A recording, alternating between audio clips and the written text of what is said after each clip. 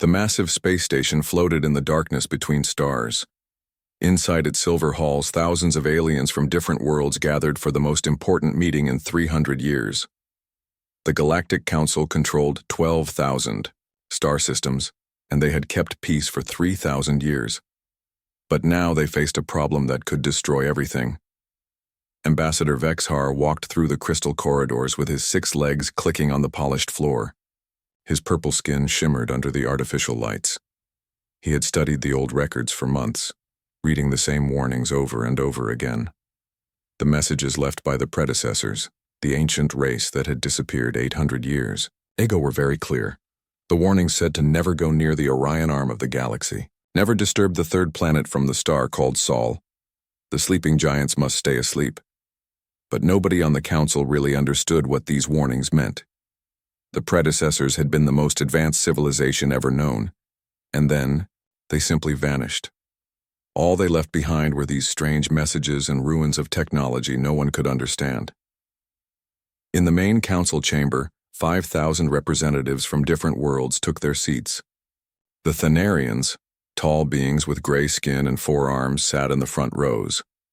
Their war with the Zalathi Empire had lasted 50 years and used up most of the council's resources. Both sides were exhausted. They needed new materials to rebuild their worlds. They needed metals, water, and energy sources. Ambassador Kretok of the Thanarians stood up to speak. His voice boomed across the chamber. "We have found a solution to our resource problem. Our scanners have located a planet in the Orion arm that has everything we need. The planet is called Earth by its primitive inhabitants. They have barely reached their own moon. They still use chemical rockets and nuclear fission. They are divided into hundreds of separate nations that often fight each other." Many representatives started talking at once. Vexhar raised his tentacle to speak. "The predecessors warned us about that exact planet. We should not go there." Kretok laughed, a harsh sound like grinding metal.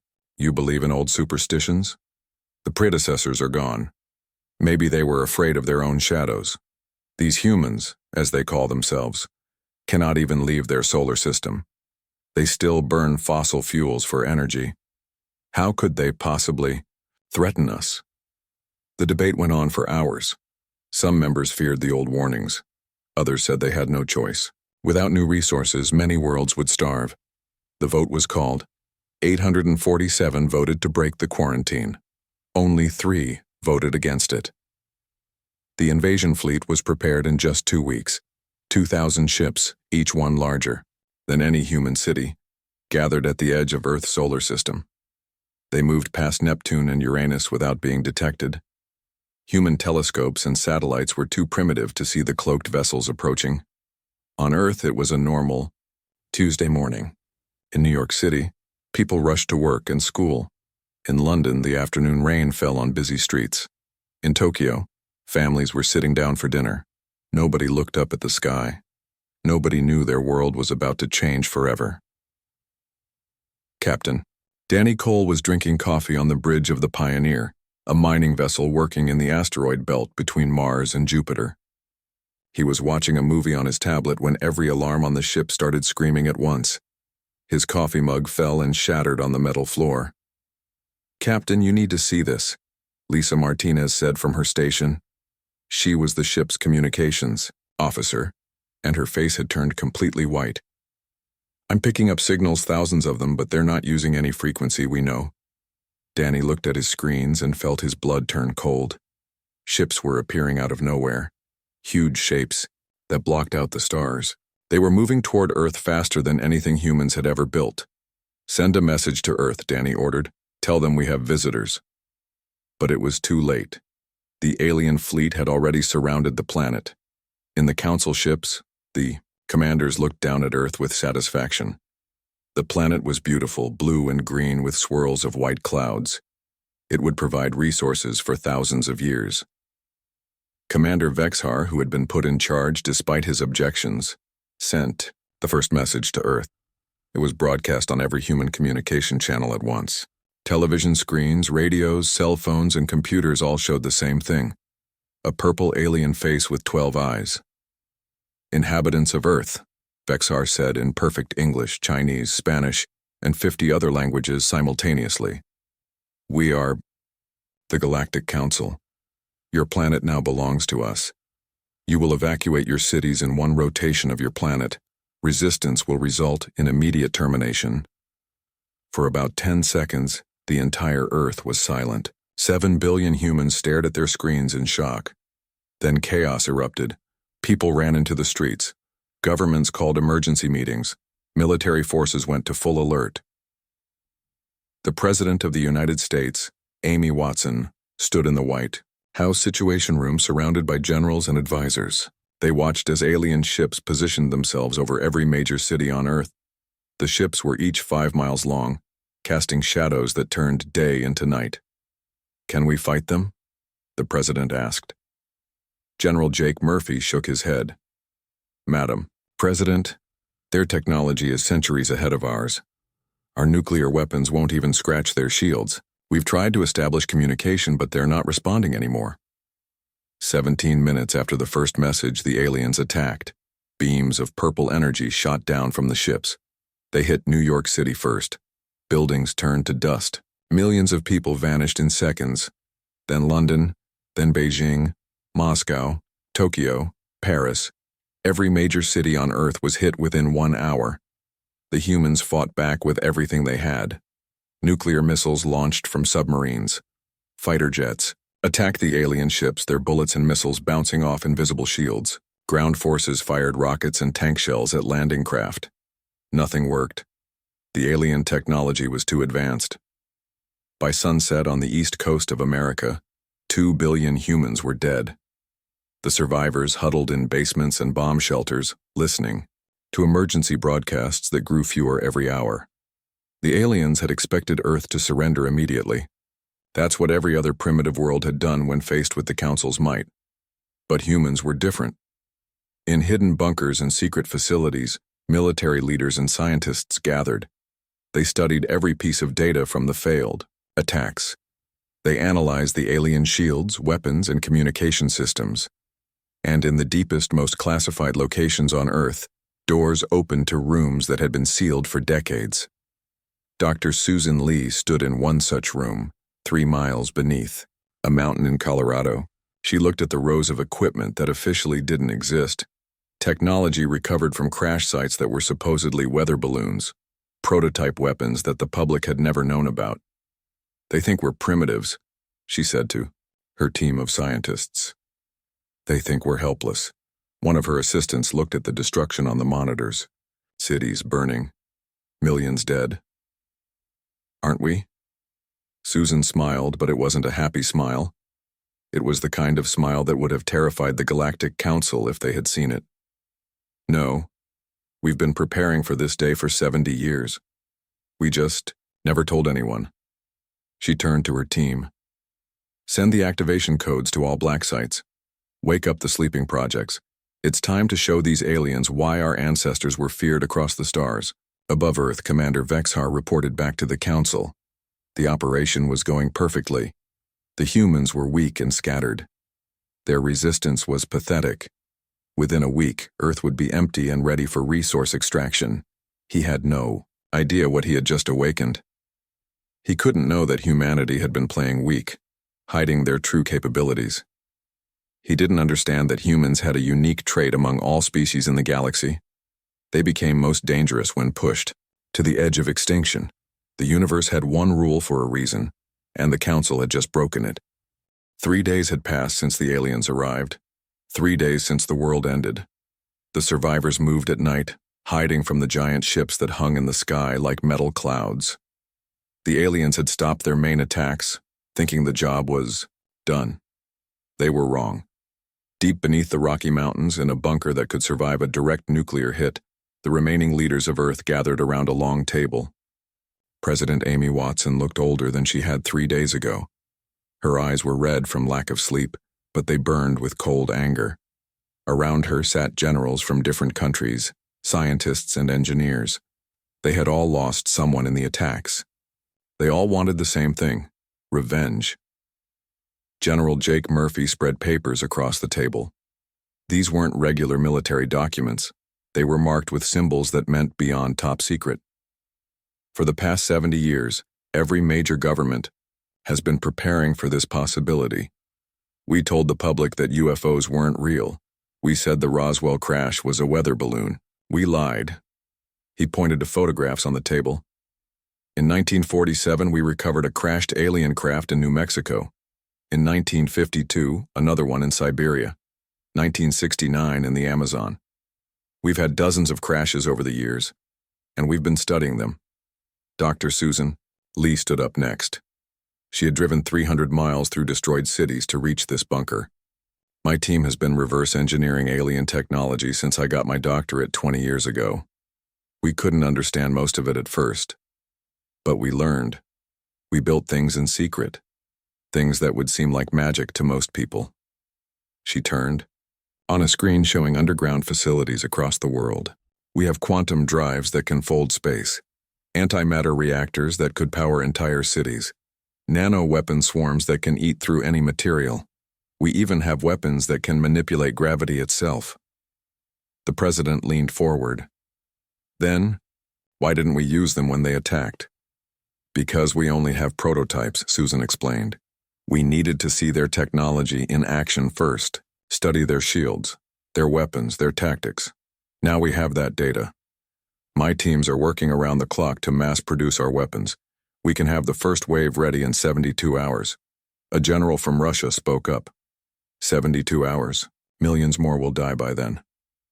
Yes, Susan said simply. But if we attack too early before we're ready, we lose everything.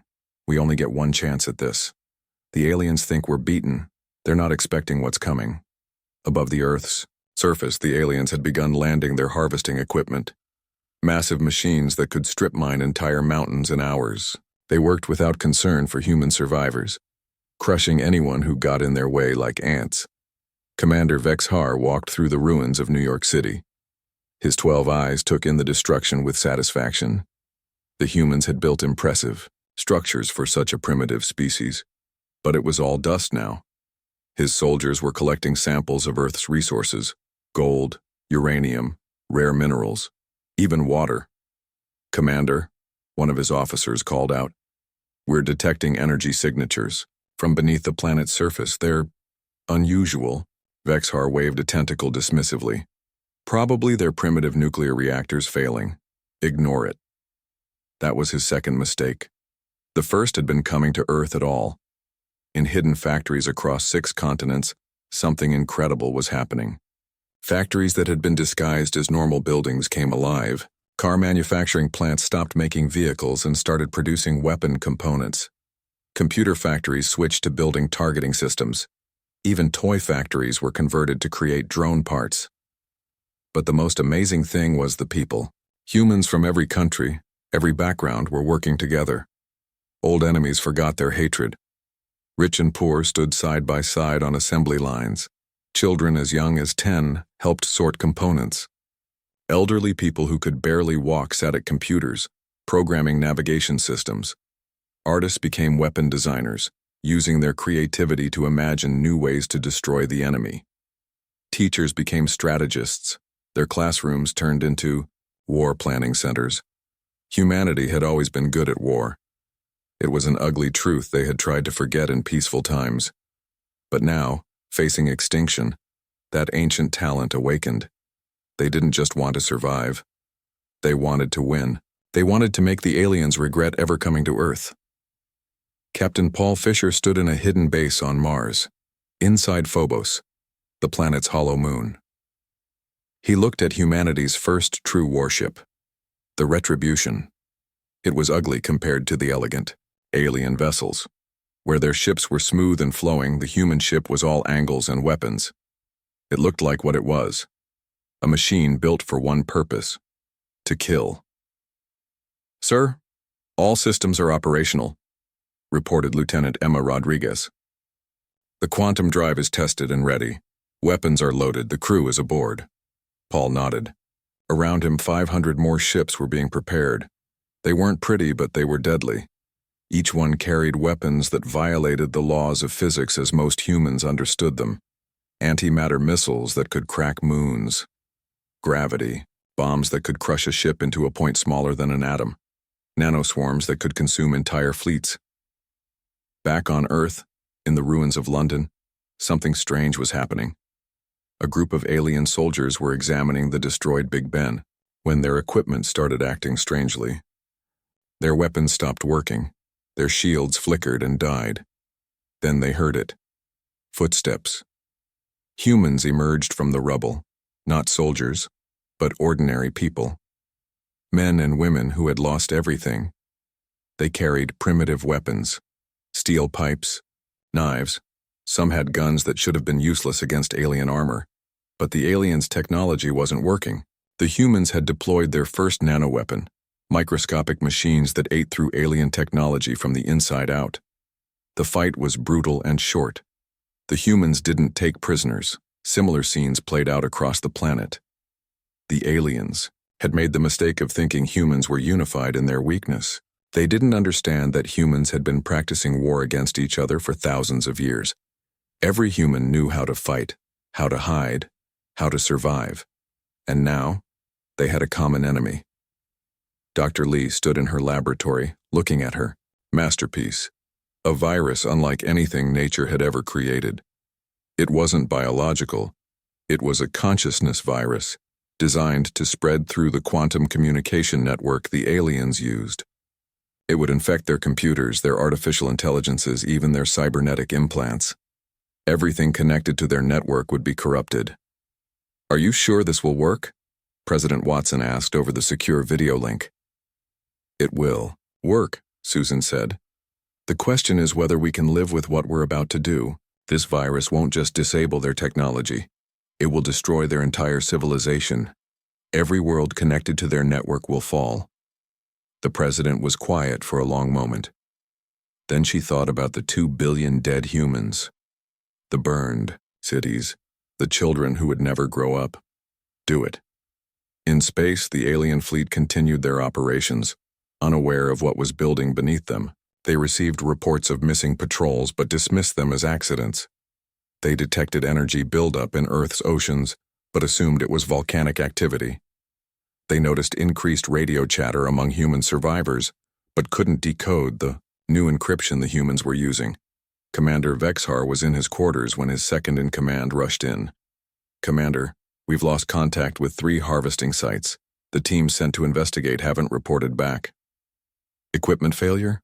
Vexhar asked, unknown. "But, Commander, the humans, they're not acting like a defeated species. Our behavioral scientists say their patterns are wrong. They're not fleeing or surrendering. They're organizing." For the first time since arriving at Earth, Vexhar felt uncertain. He thought about the old warnings about this planet. The predecessors had been afraid of something here. But what could primitive humans do against the might of the Galactic Council? He would have his answer in less than 24 hours. In bunkers and basements around the world, humans prepared for war. Not the kind of war they had known before. With rules and conventions, this would be total war. War without mercy. War for survival. The aliens had awakened something that had been sleeping in human DNA for generations. The warrior spirit that had once made their forgotten ancestors the terror of the galaxy. The countdown had begun. In 3 days, the aliens had killed 2 billion humans. In the next 3 days, humanity would show them why that had been a fatal mistake. The sleeping giant was awake, and it was angry. The attack began at dawn, Earth time. Captain Paul Fisher stood on the bridge of the Retribution, humanity's first warship, as it emerged from quantum space near Saturn. Around him, 300 human ships appeared like ghosts from the void. They were ugly machines, built for function over form, bristling with weapons that shouldn't exist. "All ships, report in," Paul commanded. One by one, the captains confirmed ready status. These weren't trained military officers. They were astronauts, commercial pilots, even video game champions whose reflexes had been enhanced with neural implants. Humanity had given command to anyone who could think fast enough to fight in space. "Sir, the Council fleet is moving to intercept," Lieutenant Emma Rodriguez reported. 2,000 ships, just like intelligence said. Paul smiled grimly. Good. They're all here. Begin Operation Payback. The Council fleet arranged itself in perfect formation, a defensive sphere that had won 1,000 battles. Commander Vexhar watched the human ships approach with amusement. 300 against 2,000. The humans were either brave or stupid. Open communications, he ordered. Let me speak to these primitives one last time. But when he tried to send his message, nothing happened. The communication systems weren't working. Then the navigation systems failed. Then the weapons.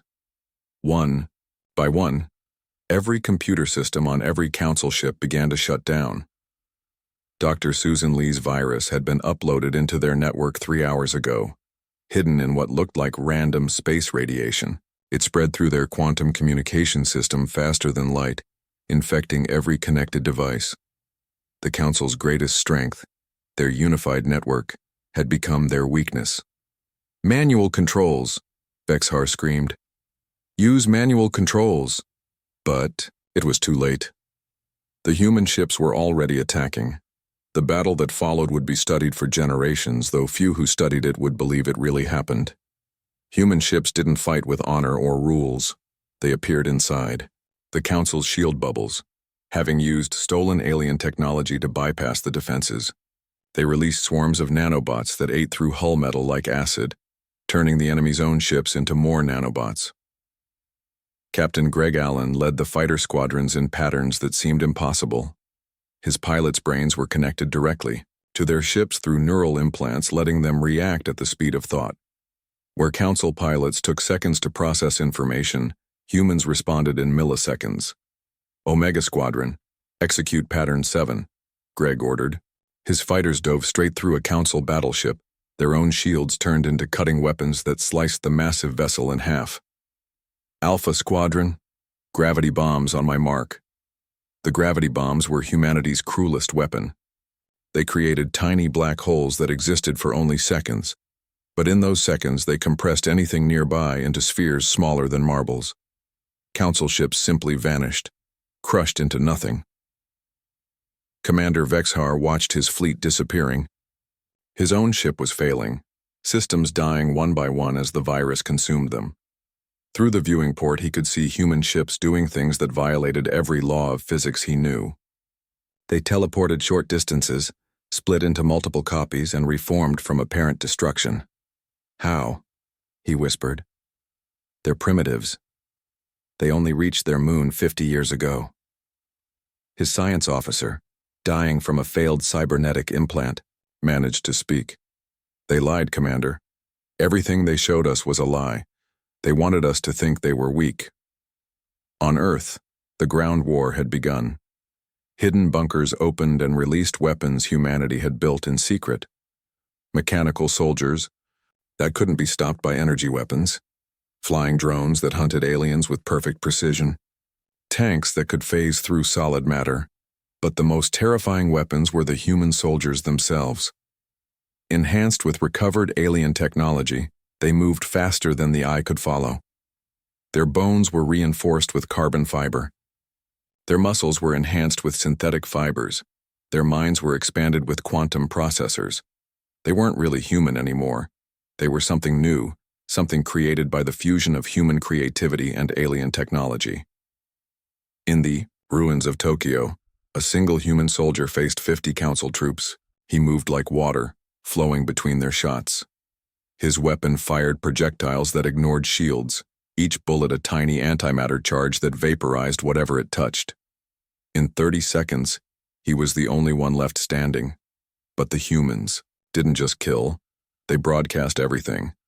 Using the Council's own communication system, they sent video of every battle to every Council world. 12,000 star systems watched as humanity destroyed the greatest fleet ever assembled. They heard the screams of dying Council soldiers. They saw the fear in Commander Vexhar's 12 eyes. President Amy Watson stood in the command center, watching the battle unfold. General Jake Murphy stood beside her, his face grim. "We're winning," he said. "Their fleet is down to less than 500 ships." "And our losses?" she asked. 43 ships, 200,000 ground troops. Amy closed her eyes. Each number was a person with family, dreams, a life cut short. But they had no choice. It was survival. Launch Phase 2, she ordered. Phase 2 was the psychological warfare component. Every council ship received a message, translated into their own languages. You came to our world uninvited. You killed our children. Now we are coming for yours. Every world that sent ships to Earth will burn, unless... The unless was simple. Surrender immediately, abandon Earth forever, and pay reparations, technology, resources, anything humanity demanded. The Council had 1 hour to decide. In space, the battle was nearly over. The Retribution alone had destroyed 300 enemy ships. Its antimatter cannons fired continuously, each shot precisely calculated to cause maximum damage. Paul Fisher felt no joy in the slaughter. He thought of his daughter, vaporized in the first attack on New York. This wasn't about conquest. It was about justice. Captain, we're receiving a transmission from the Council flagship, Emma reported. It's Commander Vexhar. He's requesting terms of surrender. Paul looked at the broken alien fleet. A few hours ago, they had been the masters of the galaxy. Now they were scattered debris floating in space. Put him through. Vexhar appeared. On the screen, his purple skin pale with fear. Several of his eyes were damaged, leaking blue fluid. We surrender, he said simply. Please, no more. You killed 2 billion of us, Paul replied. Give me one reason why we shouldn't kill every last one of you. Because you're not monsters, Vexhar said. The predecessors warned us about you, but they also said you could show mercy, that you had the capacity for both great evil and great good. Paul was silent for a long moment. Around him his crew waited. They wanted blood. They deserved blood. But Paul thought about what humanity would become if they gave in to that desire. Would they become the monsters the galaxy feared? You have 1 hour to evacuate your ground forces from Earth, he said finally. Any alien still on our planet after that will be killed. Your fleet will return to Council space and never come back. If we see a single Council ship in our solar system again, we will hunt down every member of your species and exterminate them. Do you understand? Yes, Vexhar whispered. We understand. The evacuation was chaos. Council forces ran to their transports, many leaving equipment behind. They had come as conquerors and were leaving as refugees. Human forces watched them go, weapons trained on every alien. One wrong move would restart the massacre. As the last Council transport left Earth's atmosphere, humanity's secret weapons revealed themselves fully. Massive ships emerged from the ocean depths, space stations uncloaked in orbit, weapons platforms activated on the moon. The true extent of human preparation became clear. They hadn't just been ready for invasion. They had been ready for war on a galactic scale. Dr. Lee stood in her lab watching the Council fleet limp away. Her virus was still spreading through their network, but she had programmed it to stop deleting files. Instead, it would just watch, recording everything the Council did. Humanity would know every secret, every plan, every thought the Council had. We won, her assistant said, but he didn't sound happy. No, Susan replied. We survived. Winning would have been if they never came at all. She looked at the weapon specifications on her screen. Planet killers, star destroyers, devices that could unravel the fabric of space itself. In defending Earth, humanity had become exactly what the predecessors had warned about. They had become the monsters that lurked in the darkness between stars. But maybe that was what the galaxy needed. A monster that chose to protect rather than conquer. A sleeping giant that would wake only when innocents were threatened. The Battle of Saturn was over. Earth was free. But the real war, the war for humanity's soul, had just begun. Commander Vexhar's broken fleet limped through space toward the Council's capital world. Only 400 ships remained from the original 2,000. His own flagship was barely functioning, held together by emergency repairs and determination. But Vexhar wasn't thinking about his defeat. He was thinking about the sealed archives. Before leaving for Earth, he had noticed something strange in the Council's historical records. Files that were locked beyond even his security clearance. Files that required the death of a Council member to open. Now dying from radiation poisoning caused by his ship's damaged reactor, he had nothing to lose. The archive chamber was deep in the Council station, a place few knew existed. Vexhar dragged himself through the corridors, his purple blood leaving a trail behind him. The door was sealed with technology from the predecessors themselves. It scanned him, detected his approaching death, and slowly opened. Inside were thousands of data crystals, each one containing secrets that had been hidden for 800 years.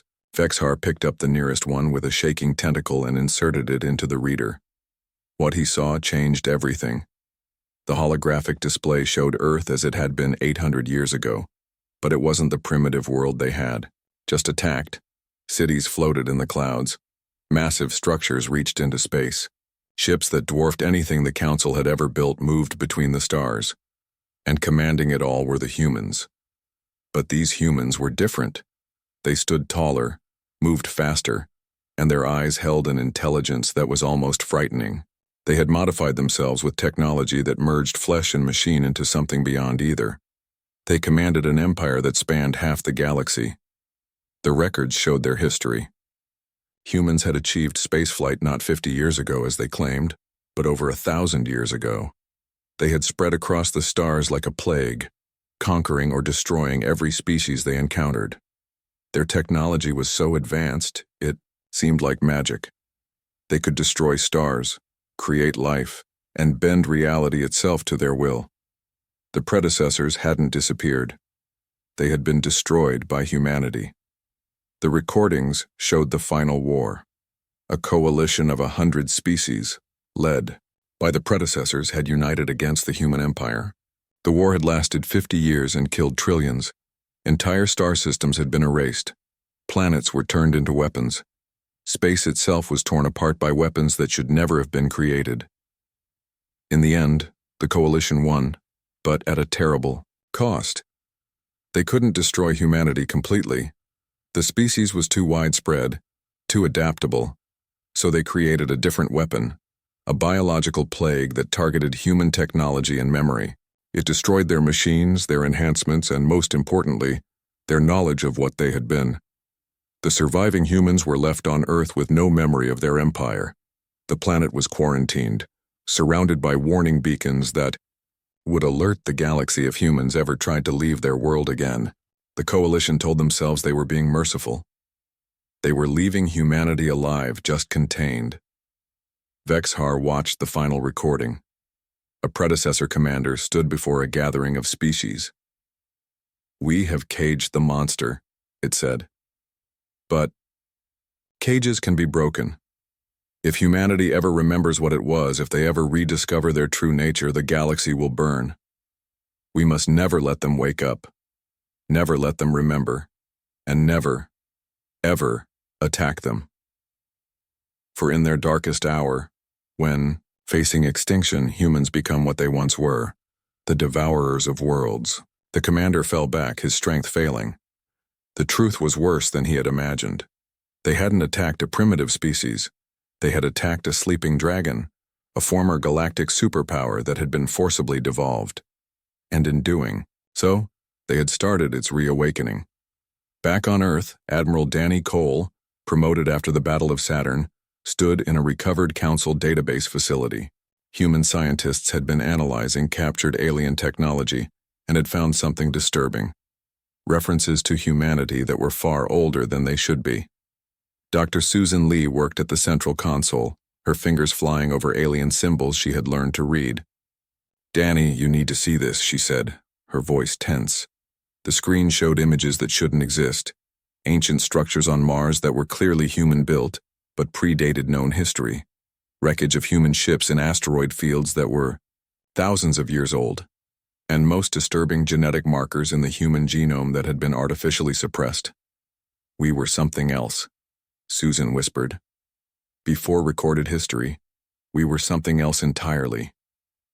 The evidence kept mounting. The technology humans had reverse-engineered from crashed UFOs hadn't required as much work as it should have.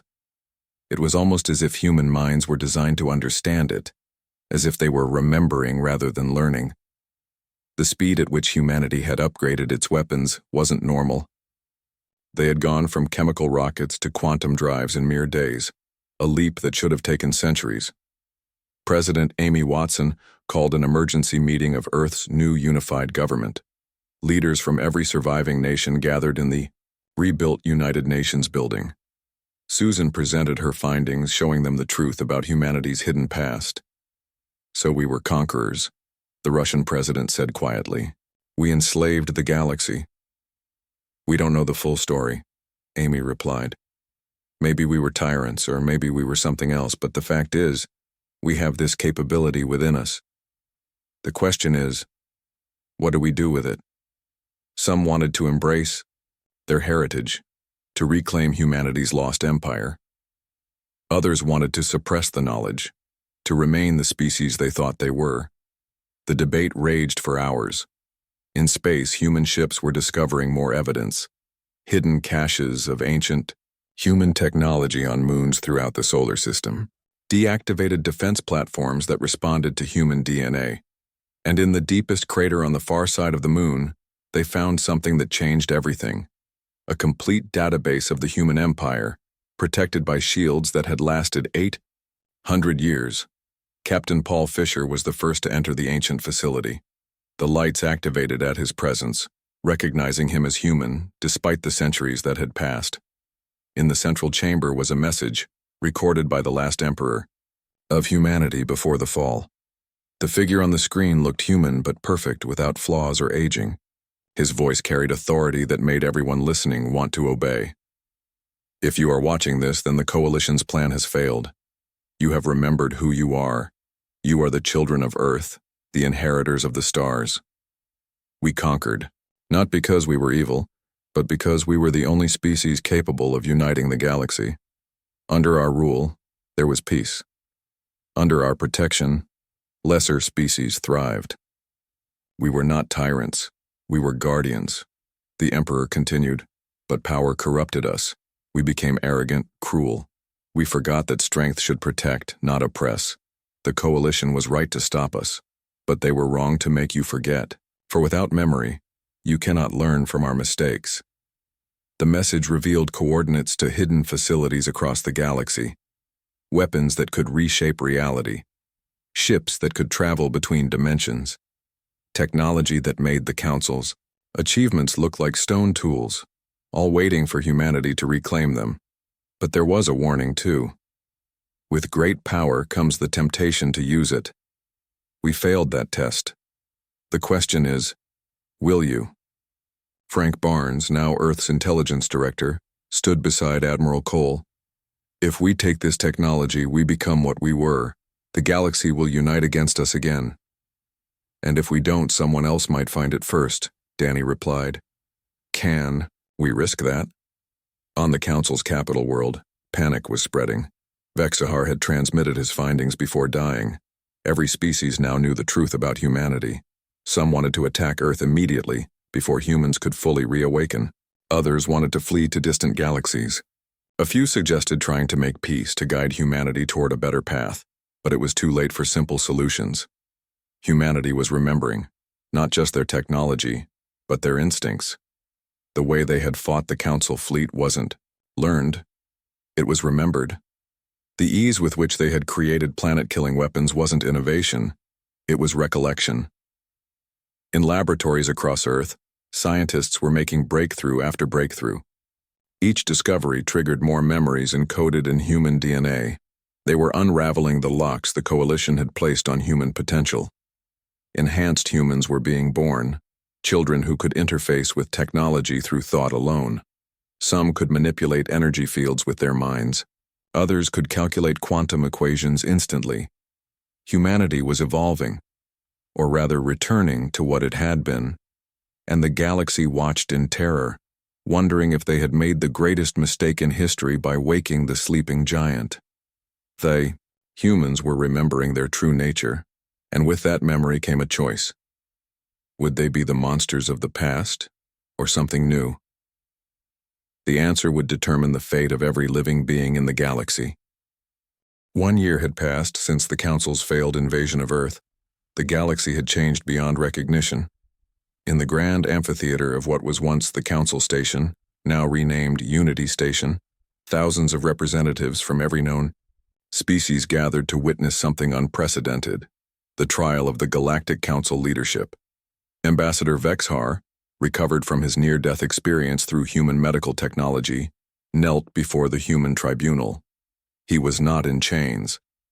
Humans had said they were above such displays, but everyone knew he was defeated. Of the 12,000 star systems the Council had controlled, 8,000 had surrendered to humanity without a fight. 3,000 had been turned to cosmic dust when they tried to resist. The remaining 1,000 were begging for mercy. Judge Patricia White, chosen to represent humanity's justice, looked down at the accused. She was just a regular judge from Chicago before the invasion, but now she spoke for all of Earth. Her voice carried across the amphitheater, translated into 10,000 languages simultaneously. "You came to our world as conquerors," she said, her voice steady and clear. "You destroyed our cities, you killed our children. You took 2 billion lives for resources you could have simply asked to trade for." She paused, letting the weight of the words settle. "The old council is dissolved, your fleets are destroyed, your power is broken." The gallery erupted in whispers. Some species were terrified, others hopeful. They all waited to hear humanity's judgment. But on Earth, not everyone agreed on what that judgment should be. The planet was divided into 2 main factions. Admiral Danny Cole led those who wanted complete annihilation of the council species. They met in the ruins of New York, surrounded by the graves of billions. "They showed us no mercy," Danny argued to the assembled military leaders. "They would have exterminated us without a second thought. We know what we were, what we are capable of being. Why should we hold back? They'll try again.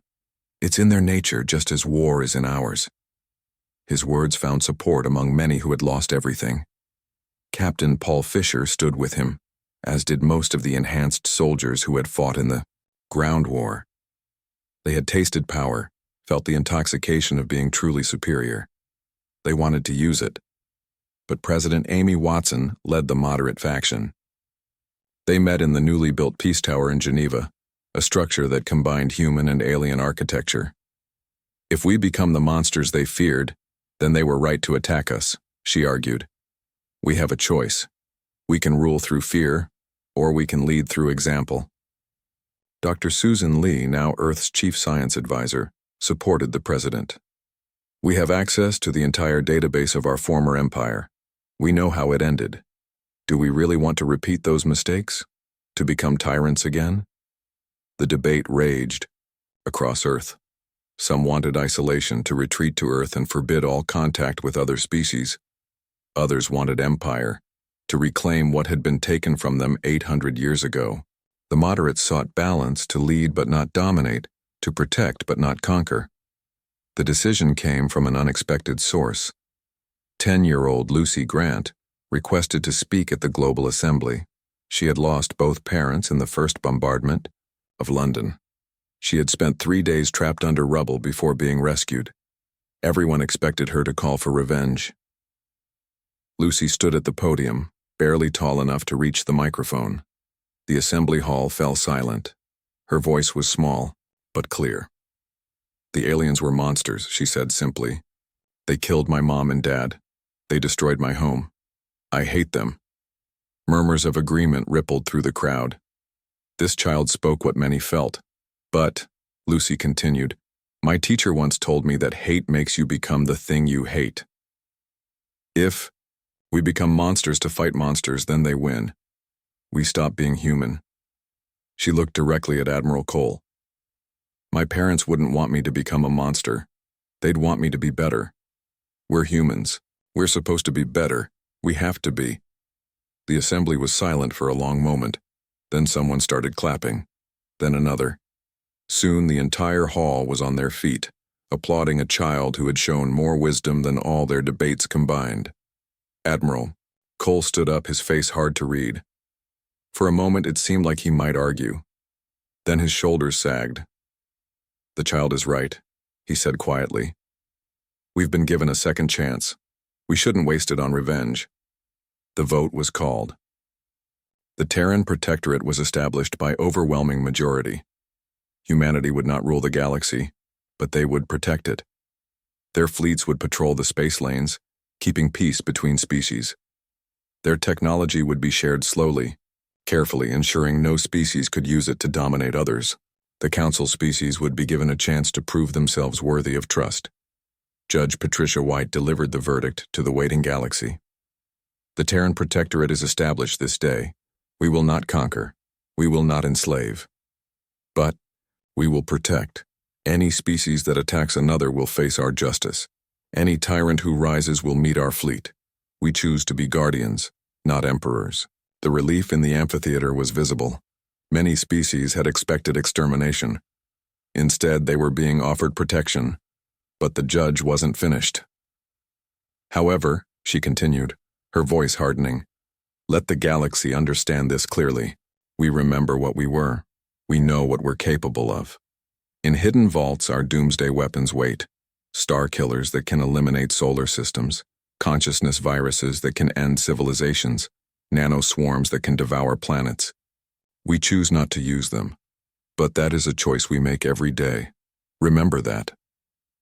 A monument was erected on Unity Station that day. Written in every known language was a simple message. "Here lies the Galactic Council, who forgot the ancient. Warning, Earth sleeps no more. Pray it remains peaceful." Over the following months, humanity's influence spread across the galaxy, but not as conquerors. They built hospitals on war-torn worlds. They shared agricultural technology that ended famines. They established schools where all species could learn together.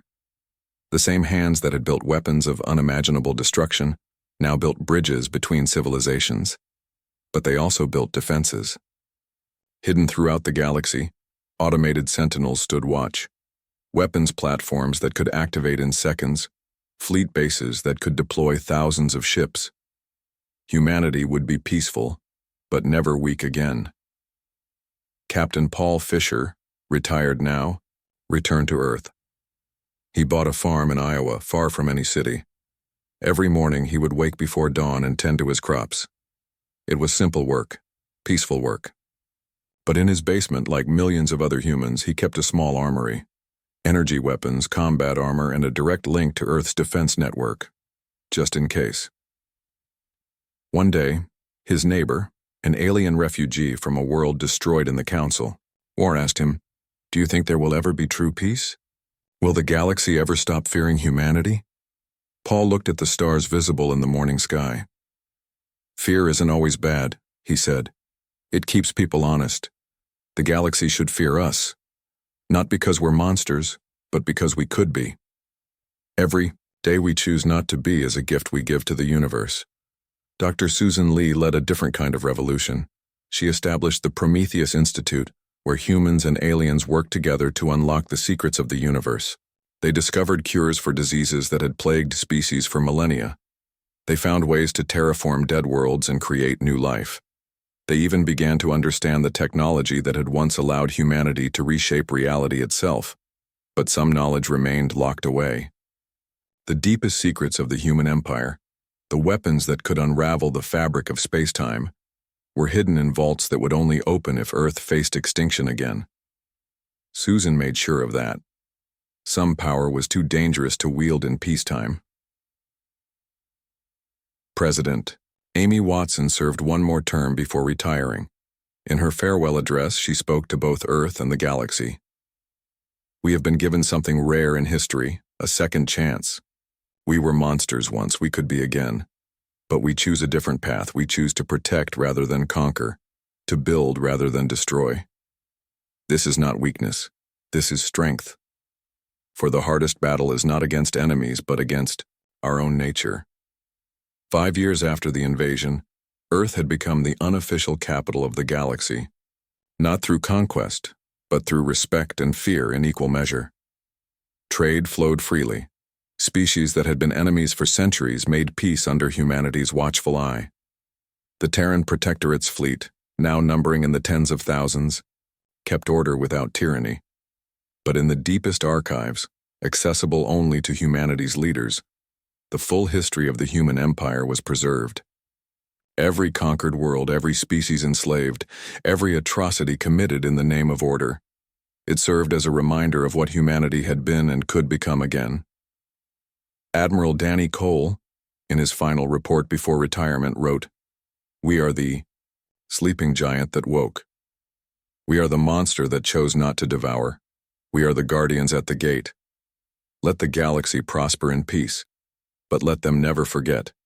We are watching. We are ready.